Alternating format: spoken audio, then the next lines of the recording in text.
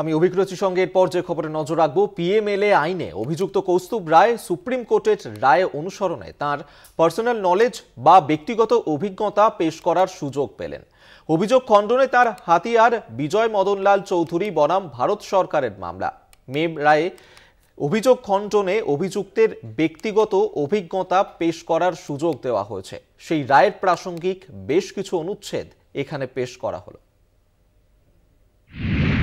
বিজয় মদনলাল চৌধুরী মামলা, অনুচ্ছেদ 339। ফৌজদারি মামলার শুনানিতে নিজেকে নির্দোষ প্রমাণ করার জন্য অভিযুক্তের সুযোগ আদতে তার মানবাধিকার। সুপ্রিম কোর্টের সিদ্ধান্ত অনুযায়ী যদিও সেই প্রক্রিয়ায় নিষেধাজ্ঞা আরোপ করতে পারে আইনসভা, তবে অনুসিদ্ধান্ত সম্পর্কিত বিধিবদ্ধ ব্যবস্থা আসলে সাক্ষ্যবিধির একটি রূপ। অভিযুক্তের বিরুদ্ধে অভিযোগ প্রমাণ করার যাবতীয় দায় দায়িত্ব পুলিশের। এই চালু ধারণাটিকে অনর অটল ধরে নেওয়া যাবে না। বুদ্ধিদীপ্ত কোনো ব্যাখ্যা সেখানে প্রয়োগ করা যাবে না তা নয়। আদালত এমনও বলেছে, অনুমান সম্পর্কিত মতবাদ আদৌ বিচ্ছিন্ন কোনো বিষয় নয়, তা আইনি ব্যবস্থায় হস্তক্ষেপ নয়। অন্যদিকে চলতি ব্যবস্থা অনুযায়ী অভিযোগ প্রমাণ করার যাবতীয় দায় দায়িত্ব যদি তদন্তকারীর হেফাজতে রেখে দেওয়া হয়, সেক্ষেত্রে গুরুতর অপরাধীর লাভবান হওয়ার সম্ভাবনা বেশি এবং সমাজের ক্ষতি হওয়ার সম্ভাবনাও বেশি। এই অভিমতের প্রতিফলন মেলে সুচা সিং মামলায়। অন্যান্য কয়েকটি রায়ের সূত্রে দেখা গিয়েছে, সাক্ষ্য আইনের 106 ধারা তদন্তকারীকে অভিযোগ সন্দেহের ঊর্ধ্বে প্রমাণ করার দায়িত্ব থেকে আদেও ছাড় দেয়নি। আবার যেখানে অন্যান্য বিষয়কে ভিত্তি করে তদন্তকারী অভিযোগ প্রমাণে সফল, সেখানে অভিযুক্ত সেই সব বিষয়ে তার স্পেশাল নলেজ পেশ করে অন্যরকম ব্যাখ্যা দিতে ব্যর্থ হলেও আদালত অন্যরকম সিদ্ধান্তে আসতেই পারে। এই প্রসঙ্গে শম্ভুনাথ মেহরার রায়ের অংশবিশেষ উল্লেখিত। ঘটনার অনুমান হলো অনুসিদ্ধান্ত, একটি ঘটনা থেকে অন্য একটি ঘটনার অস্তিত্বে পদক্ষেপ করার ব্যবস্থা, যদি না সেই অনুমানের সত্যতা প্রমাণ না হয়। ঘটনার অনুমান আদতে সাক্ষ্যের আইনি ব্যবস্থা। প্রমাণিত ঘটনা থেকে যে সিদ্ধান্ত উঠে আসে, অন্য কোনোভাবে যে সিদ্ধান্ত টানা যায় না। বিশেষত যখন প্রমাণিত বেশ কিছু তথ্যের ভিত্তিতে আদালত সিদ্ধান্তের পথে এগিয়ে যায় এবং যুক্তিসম্মত সিদ্ধান্তে পৌঁছায়। এই নীতিসাক্ষ্য আইনে 114 ধারা হিসেবে গৃহীত হওয়ার ফলে উপরোক্ত ব্যবস্থা স্বীকৃতি পেয়েছে, যার ফলে এমন কোনো ঘটনা আদালত অনুমান করতে সক্ষম হচ্ছে যা ঘটে থাকতে পারে বলে মনে করা যায়। মানুষের আচরণ, স্বাভাবিক ঘটনা, পরম্পরা ইত্যাদি যেসব বিষয় মামলার সঙ্গে জড়িত, আদালত সেদিকেও এর ফলে নজর দিতে পারে।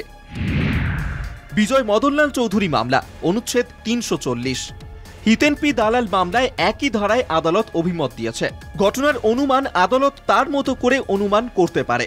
অনুমান সাক্ষ্য সম্পর্কিত বিধি এবং তার সঙ্গে নির্দোষিতা সম্পর্কিত অনুমানের বিরোধ নেই, কারণ পুরো বিষয়টি সন্দেহের ঊর্ধ্বে প্রমাণ করার দায় তদন্তকারীর। তদন্তকারী সেক্ষেত্রে অনুমান অথবা ঘটনা পরম্পরাকে ভিত্তি করতে পারে, যদি না অভিযুক্ত প্রমাণ দিয়ে দেখাতে পারেন যে সেই অনুমান ভিত্তিহীন। অন্যভাবে বললে, পেশ হওয়া ঘটনা আইনগত দিক দিয়ে অনুমানকে প্রমাণ করবে, যেখান থেকে আদালত স্থির সিদ্ধান্তে পৌঁছতে পারবে। কিন্তু এই প্রক্রিয়ার বিরোধিতা অভিযুক্ত করতে পারবে না এমন নয়। কোনো ঘটনাকে তখনই প্রমাণিত বলা যাবে যখন পেশ হওয়া সবকিছু তথ্য প্রমাণ দেখে আদালত হয় তা সঠিক বলে বিশ্বাস করে বিবেচনা করবে অথবা তা হতে পারে বলে গ্রহণ করবে। তাই অভিযোগ খণ্ডন প্রক্রিয়া শুধুমাত্র প্রতিষ্ঠিত করলেই হবে না, তার সঙ্গে যথাযথ সাক্ষ্য প্রমাণ রাখতে হবে, যা দেখে আদালত বিশ্বাস করবে যে অভিযুক্ত পক্ষের দাবি যুক্তির দিক থেকে সম্ভাবনাময় এবং তিনি আদতে বিচক্ষণ ব্যক্তি। বিজয় মদনলাল চৌধুরী মামলা, অনুচ্ছেদ 341। 2002 সালে আইনটির 24 ধারা অনুযায়ী অভিযোগ খণ্ডনের দাবি প্রমাণের দায় অভিযুক্তের। এই আইনি ব্যবস্থার সাংবিধানিক বৈধতা এই আদালতেই বহাল রেখেছে। নূর আগা মামলায় এই 24 ধারা সম্পর্কে আদালতের অভিমত ছিল, এই ব্যবস্থাটি আসলে আন্তর্জাতিক সনদের হাত ধরে এসেছে। যেহেতু অভিযুক্তকে কিছু ক্ষেত্রে নির্দোষিতা প্রমাণের দায় এই আইনে দেওয়া হয়েছে, সেই কারণে ব্যবস্থাটি অসাংবিধানিক নয়। এই দায় বা বোঝা আইনি নাকি প্রমাণিক তা নির্ভর করে সম্পর্কিত বিধি, লক্ষ্য এবং উদ্দেশ্য অনুসারে। তবে নিশ্চিতভাবে সেটা সমানুপাতিকতার মতবাদ দ্বারা পরীক্ষিত হতে হবে। যেহেতু অভিযুক্তের দায় প্রামাণিক, তাই তাকে তার পার্সোনাল নলেজ বা ব্যক্তিগত অভিজ্ঞতার ভিত্তিতে প্রমাণ পেশ করতে হবে। আবারও বলতে হয়, সীমা সিল্ক অ্যান্ড সারিস মামলার অভিমত অনুসরণে প্রাসঙ্গিক প্রমাণ পেশ করার দায়িত্ব যেহেতু অভিযুক্তকে দেওয়া হচ্ছে, তাই সেই ব্যবস্থা আদৌ অসাংবিধানিক নয়। বিশেষত অভিযুক্ত যেখানে দেখাতে সক্ষম যে আইনি ব্যবস্থা তিনি কোনোভাবেই ভঙ্গ করেননি, এই কারণেই তদন্তকারীর অনুমানের বিরোধিতা অভিযুক্ত করতে পারেন। বিজয় মদনলাল চৌধুরী মামলা, অনুচ্ছেদ 342। বলে রাখা ভালো, 2002 সালের আইনটির 24 ধারা আন্তর্জাতিক সনদ এবং সুপারিশের ভিত্তিতে বদল হয়েছে। এটাও মনে রাখতে হবে, দেশের আইনি প্রকল্পের উদ্দেশ্য এটাই ছিল যে যিনি আর্থিক তছরূপ মামলায় অভিযুক্ত তিনিও যেন এমন কোনো তথ্যসূত্র এবং প্রমাণ দিতে পারেন তার ব্যক্তিগত অভিজ্ঞতার নিরিখে যা আইনি দিক থেকে সঙ্গত, উপযুক্ত কর্তৃপক্ষ অথবা বিশেষ আদালতে 24 ধারা অনুযায়ী দেওয়া সেই বিষয়গুলি কোনোভাবেই অসাংবিধানিক হবে না, কোনোভাবেই তাকে বেআইনি বলা যাবে না। বিজয় মদনলাল চৌধুরী মামলা, অনুচ্ছেদ 343। যাই হোক, এই 24 ধারা সম্পর্কে কিছু বলা দরকার। অবশ্যই আর্থিক তছরূপ মামলার ক্ষেত্রে এই ধারার প্রয়োগ হবে। বিষয়টি প্রাসঙ্গিক তখনই হবে যখন তদন্তকারী অন্তত 3টি প্রাথমিক বিষয় সফলভাবে পেশ করতে পেরেছে। 1. নির্ধারিত আইনি ধারা অভিযুক্ত ভঙ্গ করেছেন। 2. সম্পর্কিত সম্পত্তি সরাসরি অথবা পরোক্ষভাবে সংগৃহীত হয়েছে বেআইনি পথে। 3. অপরাধের সঙ্গে সম্পর্কিত সম্পত্তির সঙ্গে অভিযুক্তের সরাসরি অথবা পরোক্ষ কোনো সম্পর্ক আছে, সেক্ষেত্রে বেআইনি আর্থিক লেনদেনের অভিযোগ সংক্রান্ত তথ্য প্রতিষ্ঠিত হতে পারে।